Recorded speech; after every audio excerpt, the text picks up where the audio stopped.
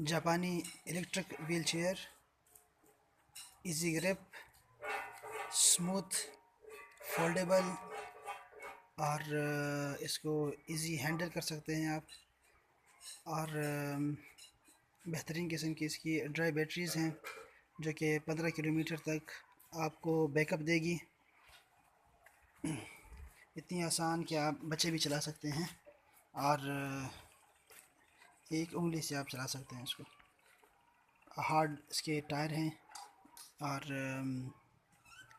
इसको spinal cord वाले, muscular dystrophy वाले और जितने भी बीमार हैं वो इसको आसानी से यूज़ कर सकते हैं। ज़िंदगी आसान हो जाती है इससे और किसी की मदद के बग़ैर आप इसको चला सकते हैं।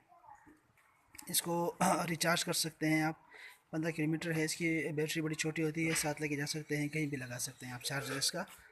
तो बहुत ही ज़बरदस्त किस्म की चीज़ है ये।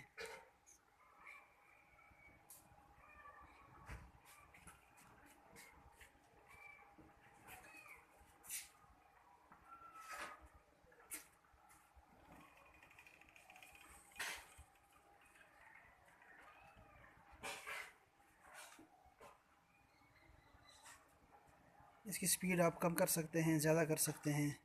हॉर्न भी है, बाज़ औक़ात इसके अंदर टॉर्च भी आता है इसके। और